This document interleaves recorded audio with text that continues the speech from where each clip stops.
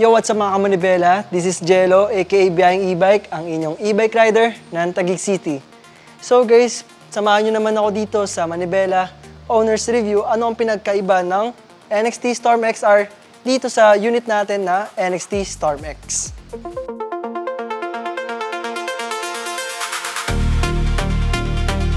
Yung hub po ni Storm XR ay naka 13-inch QS motor pero naka 6K watts na po. Sa Storm X naman po is naka 4K watts QS motor.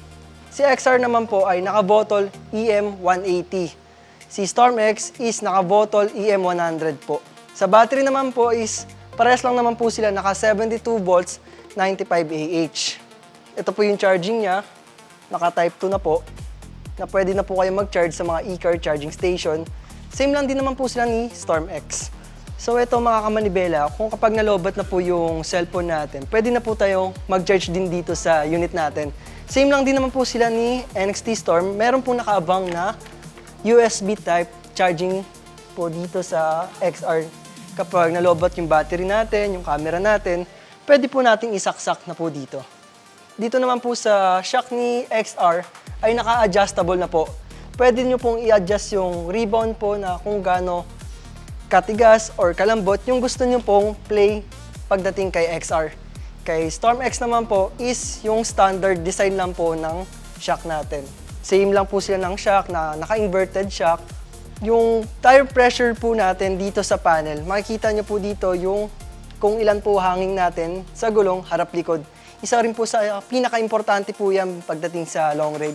Dapat po proper po yung hangin na nakakarga sa unit natin para hindi po tayo nag-wiggle or nag-running flat kapag sa long ride na po tayo. Si XR po is nakadesign po siya sa speed na tumatakbo po ng 120 to 130 kph po.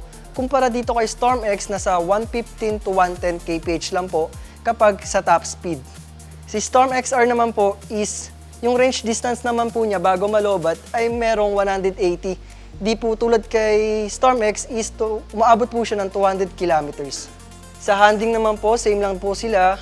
Sa driving position po natin and sa upuan naman po, same lang din po sila na may pangsalo po dito sa lower back natin para hindi po tayo nangangalay sa gitna ng biyahe. So same lang din po sila ni NXT Storm X. Meron pong nakaabang na top box bracket kaya hindi na po natin problema na mag-avail ng panibagong bracket para sa unit natin. Si XR naman po is nakaabang na po kagad yung crash guard niya.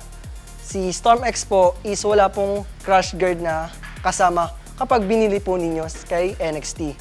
Ang kinagandahan po kay XR ay meron na po siyang MDL, itong mini driving light po, na magagamit po natin sa mga long ride natin, lalo na po kapag sobrang dilim ng paligid.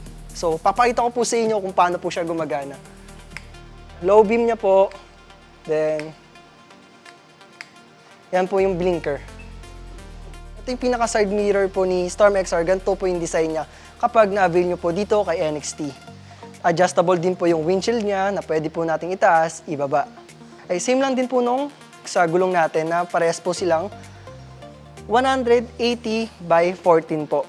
Meron na rin po siyang camera, parehas lang po dito sa unit natin ngayon na may harap-likod na po na camera. Sa design naman po, wala naman po pinagkaiba. Nagdagdag lang po tayo ng mga accessories, nagpalakas lang po tayo ng controller, ng hub, para mas matorque po yung si Storm XR pagdating sa mga long ride. Kasi nung nagamit ko po siya, nung nagsibu po ako noon, mas torquey po talaga si Storm XR na mararamdaman po natin yung horsepower kapag nasa biyahe na po tayo. Halos grabe po yung acceleration niya po na para mas malakas pa po sa mga stock na motor. So ayun guys, ang pinaka maganda dito kay Storm XR, meron siyang malakas na busina para maririnig tayo ng mga nasa harapan natin ng mga motor or kotse. So paparinig ko sa inyo guys kung gaano kalakas yung busina ni Storm XR.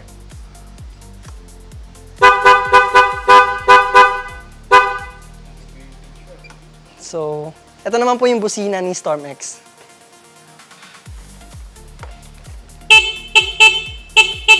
So guys, ito pa yung isa sa nagustuhan ko kasi minsan pag nag-a-antras tayo ng unit natin sa motor natin, nahihirapan tayo dahil mabigat. Si NXT Storm XR po, siya NXT Storm X, meron na po siyang reverse. Pakita ko po sa inyo. So, ayan po yung abante. Then, ito po yung reverse, guys. Kaya para hindi na kayo nahihirapan magtulak-tulak ng ganun sa paa, ganito lang po siya kadali gagawin. Pindutin lang po na itong R, then piga lang po tayo. Hindi po yung R lang pipindutin nyo, dapat R tapos hold po. Yan. Then ang kinagandaan dito is meron din po siyang cruise control. Pakita ko po sa inyo. I-activate nyo lang po yung cruise control. May buwelo po tayo ng mga 50, 60. Then kapag may buwelo na po tayo niyan, pindutin nyo lang po yung letter R. Para po, steady na po siya na tumatakbo kahit hindi na po tayo pumipiga sa silinyador natin. Then makikita po natin sa panel gauge, ito po, meron po siyang icon na meaning naka-activate na po yung cruise control ng unit natin. Naka-stable lang po yung takbuhan na 68, kaya at least kapag nasa long ride tayo, makakapagpahinga po natin yung isang kamay natin na di tayo piga ng piga. Then ang kinagandaan po rito, kapag gusto niyo naman po sa downhill, may downhill assistant naman po, ganun lang din po, same lang din po sa pag-operate ng cruise control. So, kung gusto niyo naman po mapahinto yung cruise control ninyo, isang preno lang po kahit saan po dyan. Magpreno po tayo dyan. Ayan. Babalik na po tayo sa pagpiga-piga na lang ng silinyador dito sa XR. So, ayun guys, punta naman tayo sa price ni Storm XR. Si Storm XR naman po ay meron pong price na 170,000 po kumpara dito kay Storm X na naka 146K lang SRP.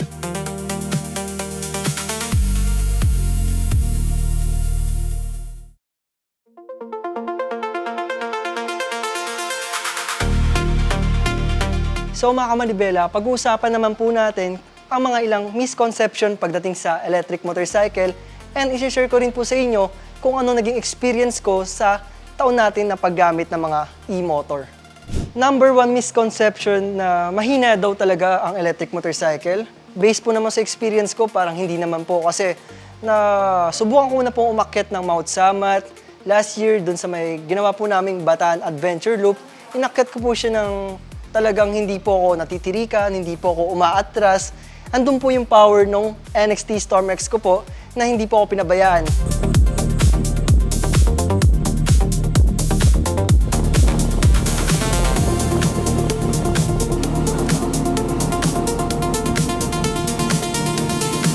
Second po is yung nag-Baguio po kami. Last week lang po yun.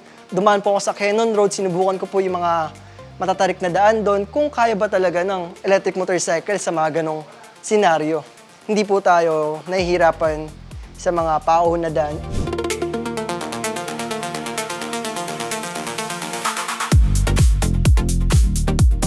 Sa nakapasok na kami dito sa Arco ng Arayat. Medyo nasa kalagitnaan na tayo sa ginagawa nating biyaheng pa Baguio. Kahit gustong-gusto kong humataw ng malakas, wala kaming magawa. Dahil mas ma-expand kasi natin yung battery range kapag nakaset lang tayo ng gear 2 at takbo ang 50-60 lang. Kaya ang nangyayari, totoong chill ride lang talaga na hindi pwede mag-sports mode dahil panigurado, isa sa amin ni Airpat malolobatan ng maaga. Hindi kalayuan sa Arco ng Arayat, ito na ata ang magiging second stopover namin. Pinara kami dahil may checkpoint. Pinakita ko na dito yung license natin. Ang iniisip kasi ng iba, porket e-bike or e-motor, lusot na sa mga gantong checkpoint. Mas okay pa din talaga kapag may license tayo, makiko-friendly. Kahit e-bike or ano pa yung gamit mo, as long bumabiyahe ka sa national road, importante pa din talaga na may license ka. Dahil lamang ka kapag may alam ka sa batas trapiko, na hindi ka basta-basta nagmamaneho lang. Yun lang ang mapapayo ko guys. Tulad nito, may nakasabay tayong 3 wheels na electric na naka full face helmet. Ayan dapat ang mga tinutularan. Kaya shoutout dito sa 3 wheels rider na nakasabay natin. Lagi ka mag-iingat boss. 52% na lang ang natitira dito kay Baguio. At naka 120 kilometers na ang tinakbo namin mula sa bahay sa Taguig. Meron pa tayong 85 kilometers na kailangan matapos para marating ang NXT e-bike Urdaneta branch. Medyo may kalayuan pa guys, na may halos 2 hours pa ang magiging biyahe namin. Pero tuloy lang dahil nag-enjoy naman tayo sa biyahe natin gamit ang electric motorcycle. Hanggang sa narating na namin ang Arco ng Paniki. Mula dito sa Arco, wala nang 1 oras ang magiging biyahe namin. At 41 kilometers na lang natitira mula sa NXT Urdaneta. Dito na nga tayo inabutan ng problema. Yung inaasahan natin nangyari na dahil nag 0%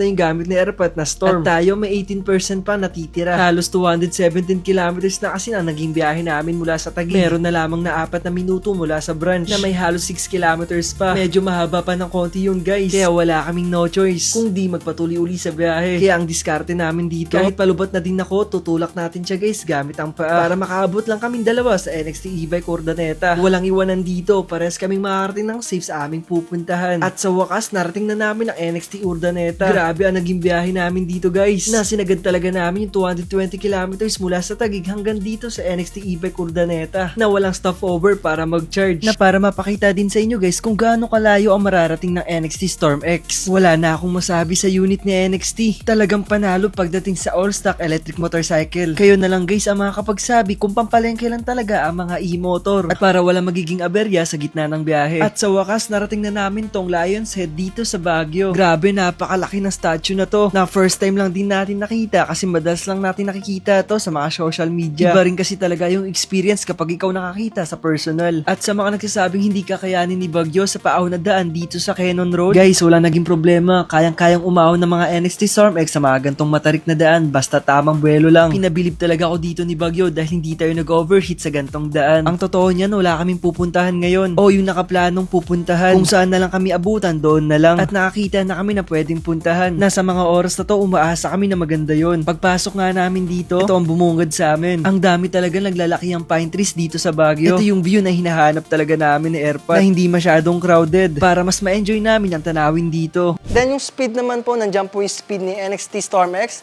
ni NXT Storm XR is umaabot po ng 100 plus kaya hindi po natin masasabi na mahina ang electric motorcycle. Number 2 misconception na mabilis daw masira ang battery ng mga electric motorcycle. Based naman po sa experience ko, meron po akong isang unit, halos 7 years na po sa akin, hindi pa po ako nagpapalit ng battery. Lithium battery din po yun, katulad lang po ng NXT Storm X. Depende naman po sa paggamit, sa pag-alaga.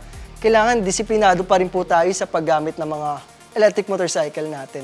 Huwag lang po tayong i-drain yung electric motorcycle natin sa biyahe kapag nakita po natin sa panel or sa BMS ng battery na 20% na po yung battery percent, kailangan na mag-charge na po kagad tayo. Huwag po nating sagarin yung pinaka-capacity ng battery natin. Number 3 misconception, hindi daw kayang pang long ride ng mga electric motorcycle. Based naman po sa experience ko, parang hindi naman po kasi napakaraming lugar ko na po napuntahan.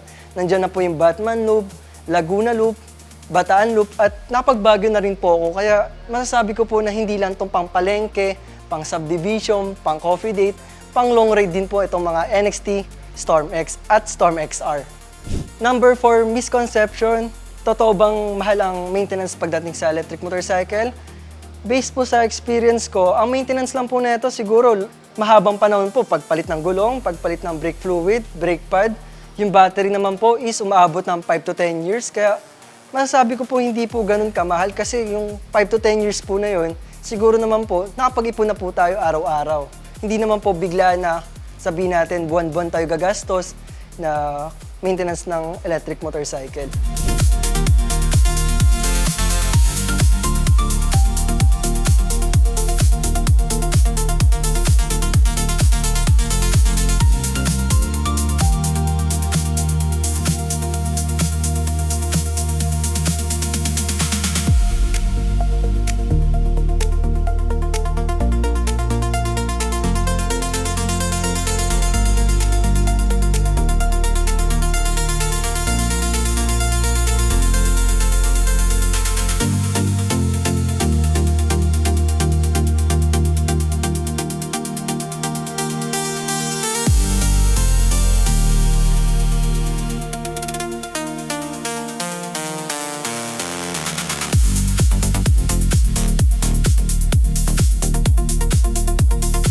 Gusto kong iparating sa inyo na merong gantong unit na sobrang makakatipid sa pang-araw-araw natin.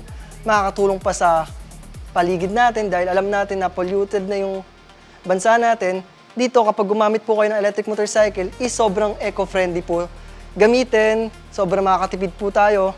Nakaraan po, biglang tumaas yung gas natin. Hindi po tayo masyadong naapektuhan sa pagtaas ng gas dahil unit owner po ako ng Storm X na hindi po tayo napaaray dun sa pagtaas ng gas. I-charge lang natin yung unit natin, magagamit na po natin pang service, pang biyahe sa trabaho natin, at marami pa pong iba. So example ko na lang po sa inyo, nung nag-Tarlac po kami, doon po ako inabutan ng lobat, isang food charge ko lang po doon, inabot lang po ako ng 90 pesos. Sobrang nakatipid po ako, nakapag-save po ako ng pera noon. Kung motor po yung gamit ko po noon, baka abutin po ako ng halos, sabihin po natin, nasa 300 pesos. Yung laki ng matitipid po natin, pag gamit natin yung electric motorcycle, sobrang makakasave po talaga tayo sa bawat biyahe natin. So mga kamanibela, pag-uusapan naman natin kung pwede ba siya sa tag-ulan at sa mga bahang kalsada. So based naman po sa experience ko, hindi po natin may iwasan yun, naabutan tayo ng ulan sa gitna ng biyahe natin. So far, hindi pa naman po tayo nagkakaroon ng problema pagdating sa wirings, na hindi pa naman po tayo natitirikan. And sa baha naman po, hindi ko po talagang sinusugal yung unit ko sa mga bahang sobrang lalim na po. Kasi ganun din naman po sa mga gas type na motor. Kapag may nakita po tayong baha sa kalsada, hindi naman po natin yun nilulusong. Mag-iibang daan na lang po tayo para mas maiwasan po natin yung magiging problema. Na-experience ko na ba abutan ng ulan sa gitna ng biyahe? Yes po, na-experience ko na po noon. Nung bumiyahe po ako Taguig to Pampanga, kasi may bagyo po noon, hindi po natin maiwasan. Inabutan po talaga kami ng ulan. Nagpapatakbo po kami na nakakapote lang. Then, wala naman po naging problema pagdating sa mga wirings ng unit natin. Hindi naman po tayo natirikan. Hindi naman po tayo nagka-problema. So far, ang matapayo ko lang po is wag lang po natin talaga siyang ilulusong sa mga bahang napakalalim. Siguro po, subukan po natin na hanggang footboard po yung magiging basehan natin, na hanggang dyan lang po yung pwedeng baha na pwede nating lusungin. Then sa mga nagsasabi kung aabutin daw yung battery ni NXT Storm XR, nakasealed naman po siya ng full metal po, kaya hindi po tayo magkakaproblema. Pero payo ko na lang po talaga na huwag niyo pong paabutin yung baha hanggang dito talaga, kasi may tendency na pumasok na po talaga sa ibang wirings ng unit natin. Pinaka-mark lang po talaga natin yung footboard, hanggang dito lang po natin ilusong yung baha. Siyempre, baka nakalusong nga tayo pero inabutan naman tayo ng sira kinabukasan. Talagang problema po yun. So mga kamanibela, kapag inabutan kayo ng ulan sa biyahe ninyo, pag uwi ninyo sa bahay, basta buhusan nyo lang po ng tubig yung kaha natin para yung acid rain na galing sa ulan, hindi po mag-stay dito sa mga kaha ng unit natin sa NXT Storm XR. Pag-car wash po natin ng pressure washer, punasan po natin na ito yung microfiber towel para mas maging malinis po at mapangalagaan po natin yung kaha ng unit. So mga kamanibela, number 1 tips ko po sa inyo kapag bumabiyahe po tayo sa maulan na lugar is huwag po tayo magpapatakbo talaga ng sagad-sagaran. Siguro takbuhan po natin 40 to 50 lang, kasi yung ulan po hindi po natin masasabi. Minsan may baha po na may butas, baka malubak po tayo nun. Pero ang kinagandahan po dito sa Storm XR ay nun nga po mayroong traction control system na 2 gulong na nagpapahinto sa unit natin. Yun po yung kinagandahan dito sa Storm XR.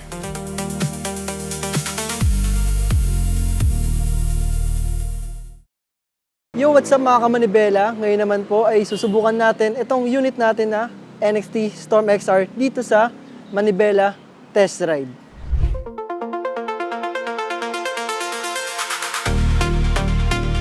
So mga kamanibela, una nating susubukan yung handling natin dito sa NXT Storm XR, kung malaki ba ang pinagkaiba sa unit natin ngayon na NXT Storm X.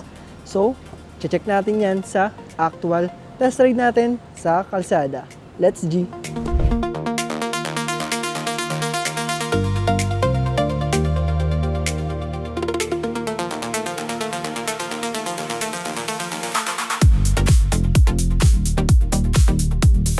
Unahin na natin dito sa pagliko, guys. Yan o. Woo! Hindi ganun kabigat, di ba?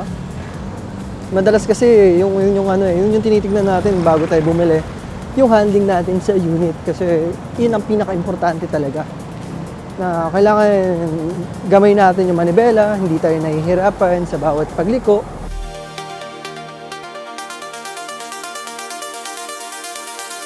So ayun guys, pagliko. Oh, di ba? Sobrang komportable, di ba?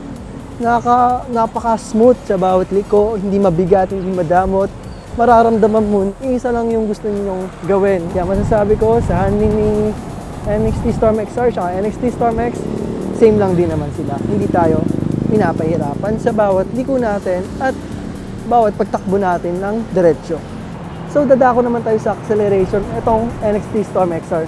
Maraming nagsasabi na mahina daw ang mga electric motorcycle pagdating sa pang-araw-araw, sa mga paon na daan. Hirap daw siya makipagsabayin sa mga kotse at mga motorcycle na digas. So dito, papakita ko sa inyo kung gaano siya ka-powerful. Take note mga kamanibela ha, mas malakas tong XR kumpara sa gamit ko na ngayon na si Baguio, yung NXT Storm X natin. Mas malakas to kasi naka size 13 siya na QS motor na 6K watts kumpara dun sa NXT Storm X natin naka 4K watts lang. Then sa controller naman, naka Bottle EM180 tong XR, si Storm X naman naka Bottle EM100 lamang. So mas alam talaga natin mas malakas tong XR pagdating sa acceleration. So papakita ko sa inyo kung gaano siya kabilis ha. Pero syempre safety pa rin. Titingnan lang natin sa mga overtake. So ayan, biglang preno. So ayan guys, oh, kapag mag-overtake tayo, ganyan kabilis. Gear 1 pa lang yan guys ha. Gear 1 pa lang yan, umaabot na tayo ng 50. Oh, diba? Grabe. Wala akong masabi sa acceleration ng Storm XR na to. Sobrang lakas. Pakita ko sa inyo guys kung gaano siya kabilis. Then sa sports mode naman, ayun oh, 34 oh. Sobrang, ayun oh. Hindi tayo nahihirapan sa overtake oh. Diba? Ang lakas guys, grabe. Sobrang nakakatawang gamitin tong XR ah. Parang kailangan natin mag-upgrade. So ayun, sobrang ganda ng acceleration nito guys. Hindi tayo binibitin sa mga biglang overtake natin kapag kinakailangan. Pero dagdag safety pa rin, alam natin yung mga gagawin natin, huwag tayong bira lang ng bira or pigalan ng piga. Diba? Then sa braking system naman, susubukan natin kung gaano kaganda yung preno nito. Susubukan natin guys. Katulad yan. Oh, di ba? Napapahinto kahit pumiga ka ng sobrang lakas, napapahinto yung unit eh. Hindi ka may skid, hindi ka makakaramdam ng sipol na bakit sumisipol yung gulong kasi dumudulas yung gulong natin tsaka yung preno natin hindi kinakaya, di ba? So, eto ang kinagandaan sa Storm XR, meron siyang TCS traction control, pares lang din naman sa unit natin na si Storm X at meron din siyang CBS na combi braking system na pag nagpreno tayo sa likod, humihinto yung likod at the same time, humihinto rin yung nasa harapan natin. So, ayan guys, isa pa. Ayan, 50 oh. Diba? Oh, nagpipreno kahit sobrang lakas natin guys oh. Umabot tayo ng 50 kagad. Ganun kaikli pa lang yung distance natin. Pero yung preno, hindi tayo pinapabayaan sa mga ganung senaryo. Kaya, plus point talaga sa akin tong NXT Storm XR na mayroon siyang ganung kalakas na preno na mahalaga sa bawat mga riders, di ba? Dagdag safety to sa mga biyahe natin. Sa ulan naman, wala tayong magiging problema. Hindi tayo mag-skid, kaya panatag tayo sa bawat biyahe natin. Sa battery naman, same lang din naman sila ng battery. Naka 72 volts, 95 Ah, same lang din sila ng Storm X. Pero ang pinagkaiba lang nila, mas malayo ang nararating ng Storm X. Umaabot ng 200 kilometers plus range distance bago malobat. Si Storm XR naman, same lang nga lang sila ng battery, pero may malakas na controller at si Storm XR, kaya 180 or 150 kilometers lang ang kaya niyang takbuhin sa loob ng isang full charge. Yun ang pinagkaiba nila guys, pero depende naman sa pagpiga mo yun kung paano mo siya i-manage. Dapat pag nagpipiga tayo, naka gear 1 lang or gear 2 lang para mas mapapahaba natin yung battery range natin sa mga bawat biyahe natin. So ayun na mga kamanibela, sana may mga natutunan kayo sa mga tips ko sa inyo bilang isang electric motorcycle rider. Bye guys!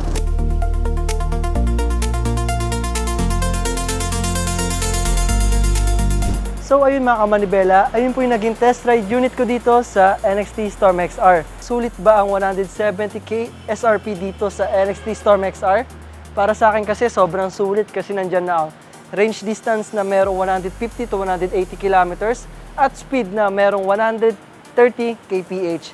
Kaya kung gusto nyo matesting tong unit na to at makita nyo actual, pwede po kayong pumunta dito sa NXT e-bike show para masilip nyo rin po ano ang mga electric motorcycle ni NXT. So mga kamanibela, kung gusto nyo makakita ng mga full reviews ng NXT Storm X at NXT Storm XR, pwede nyo po akong i-follow sa main page ko po na Biyaheng E-Bike sa FB at TikTok account po. Kaya maraming salamat po sa inyo. Palaging tandaan, mata sa kalsada, kamay sa manibela.